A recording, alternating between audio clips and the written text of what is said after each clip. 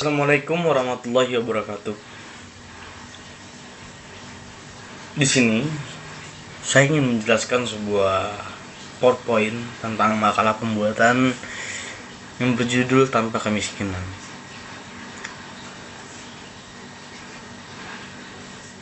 Dan saya bernama Tan Fiandri dari kelas 19.3.03 yang NIM-nya itu adalah 192.11264, jurusan Sistem Informasi. Pembahasan nomor 1 adalah konsep dasar kemiskinan. Yang kedua, faktor penyebab kemiskinan.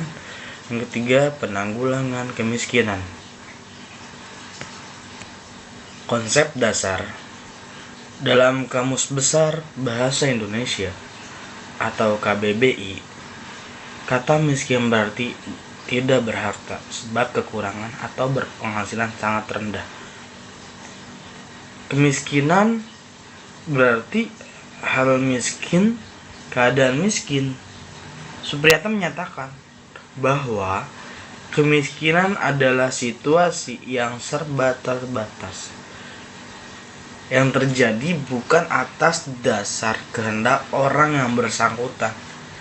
Suatu penduduk dikatakan miskin bila ditandai oleh rendahnya pendidikan, produktivitas kerja, pendapatan, kesehatan dan gizi, serta kesejahteraan hidupnya yang menunjukkan lingkaran ketidakberdayaan. Faktor-faktor penyebab kemiskinan. Banyak bentuk kemiskinan yang terjadi di Indonesia, seperti banyaknya orang yang menderita kelaparan, banyaknya anak kecil yang putus sekolah, yang terpaksa harus banting tulang mengamen demi membantu orang tua untuk memenuhi kebutuhan hidup. Banyaknya kriminalitas karena keterbatasan ekonomi dan lain sebagainya. Namun hal itu tidak lepas dari faktor-faktor yang menyebabkan kemiskinan tersebut terjadi.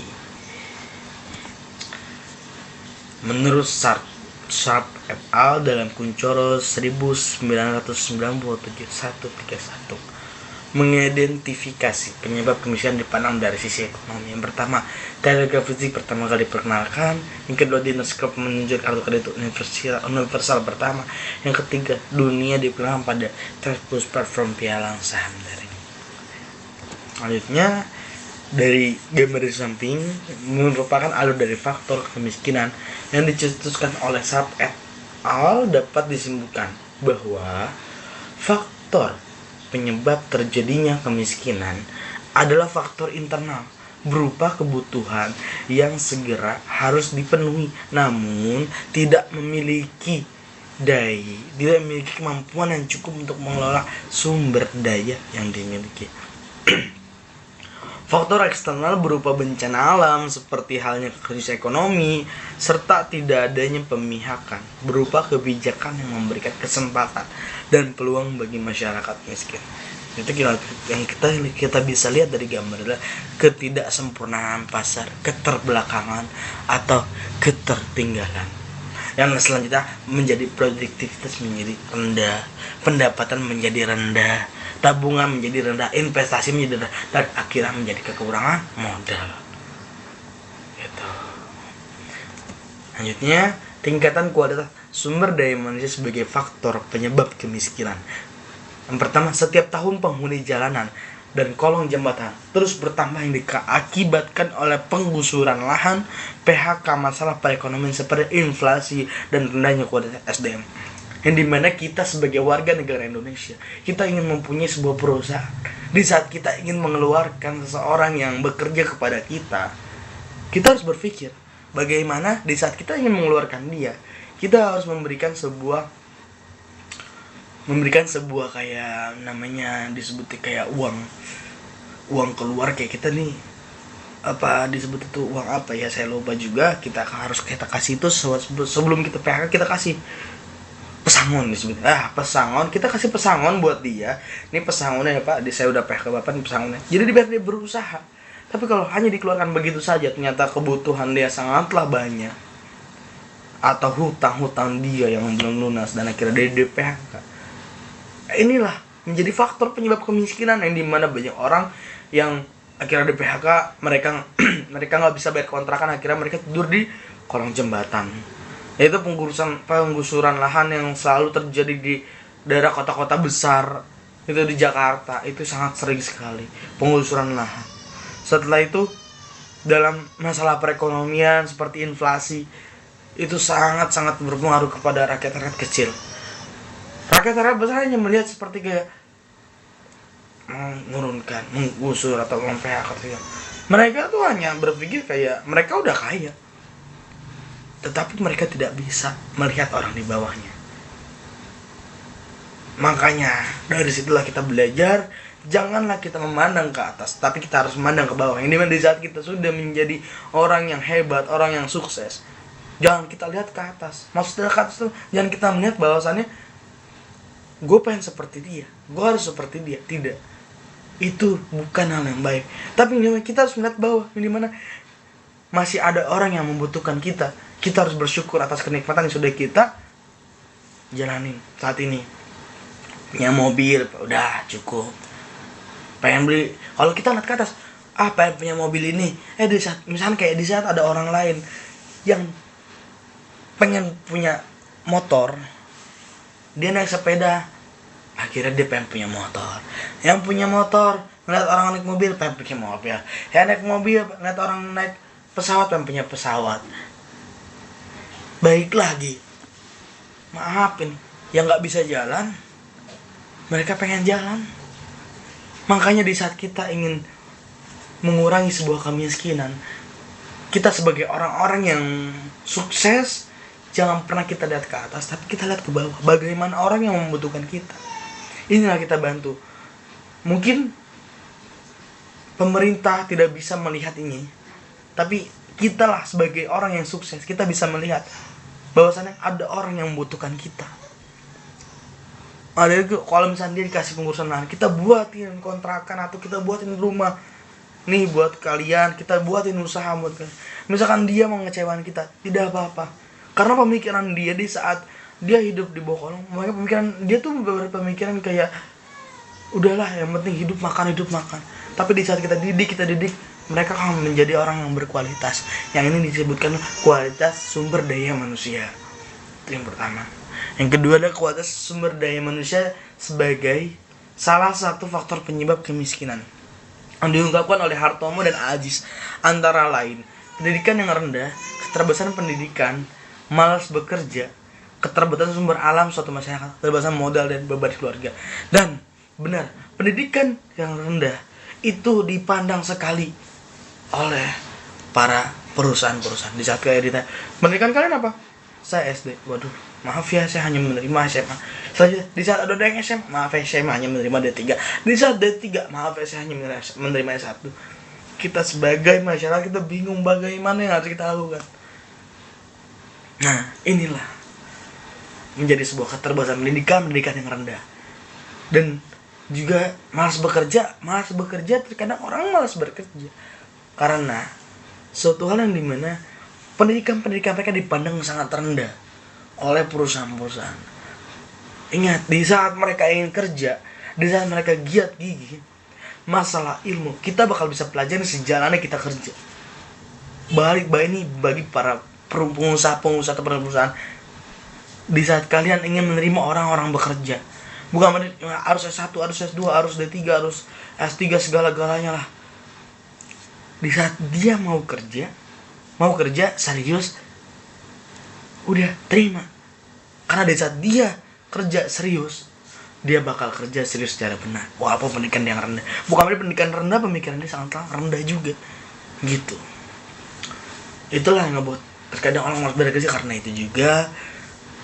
Dan juga keterbatasan sumber alam suatu masyarakat, yang dimana kayak di daerah tersebut kayak menjadi suatu sumber alamnya itu sangat terbatas. Kayak contoh air, mereka ingin mandi, mereka ingin apa tuh sangatlah sulit sekali karena air yang sangat sulit. Dan selanjutnya keterbatasan modal, yang dimana di saat mereka ingin membuat sebuah usaha, di saat mereka ingin bekerja, modal yang pertama mereka paling utamakan tuh adalah kayak misalnya bensin. Kayak aduh, gue gak ada bensin nih, mau kerja nggak ada bensin, mau gue mau apa, gue mau mulai kerja nggak ada uang bensin, uang makan pun nggak ada. Nah ini nih, terkadang orang menyebabkan sebuah kemiskinan yang tidak bisa bekerja, malas bekerja. Keterbatasan modal itu sangat penting. Apa? Mereka akan meminjam uang online, pinjol di sini. Karena keterbatasan modal mereka untuk mereka bekerja. Nah, bagaimana cara kita menanggulanginya? Sebagai kita orang pengusaha yang punya perusahaan, di saat mereka ingin bekerja, kasihlah uang bensin kepada mereka, kasihlah uang makan kepada mereka. Walaupun mereka masih hanya training, kayak nanti mereka gimana mereka kalau mereka nggak betah tiba-tiba keluar. Itulah resiko kita sebagai perusahaan. Jadilah kita mempunyai kualitas sumber daya manusia yang sangat-sangat bagus, mempunyai kualitas yang sangat grade A lah ibaratnya. Jadi di saat kalian ingin membuat sebuah perusahaan, kita sebagai bos, kita harus memberikan karyawan kita, sumber daya manusia kita untuk sangat-sangat berkualitas. Kita kasih uang bensin, kita kasih uang makan, dan disitulah mereka tidak berpikir, oh iya, oke lah mau kerja. Itulah untuk menanggulangi sebuah keterbatasan modal yang terjadinya penyebab kemiskinan. Dan yang terakhir adalah beban keluarga. Kadang anak nih di saat udah semuanya udah ada, mereka males untuk kerja, males apa-apa. Menjadi beban keluarga yang di rumah tidur makan. Tidak ada kegiatan sama sekali. Nah ini kenapa? Dipacu oleh apa? Ini mungkin dipacu oleh ketidakpenglihatan orang tuanya, yang perhatian orang tuanya untuk melihat kenapa, ada apa. Nah inilah mungkin anaknya ini pertama adalah berpikir pendidikan saya rendah, yang dimana saya tidak akan bisa bekerja. Setelah itu malas bekerja karena apa? Karena udah dipandang terbatas pendidikan yang sangat rendah, akhirnya mereka tuh sering ditolak sana sini. Setelah itu ada lagi apa? Tentang keterbatasan modal. Saya bingung mau bensinnya gimana. Padahal orang tua di saat kita memberi bicara kepada orang tua bakal, oh yaudah tenang, ada ibu ada bapak untuk bantu kalian, kita bisa gitu kan. Nah inilah yang menjadi sebuah beban keluarga gitu menurut saya.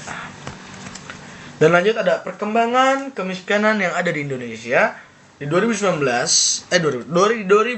sampai 2010.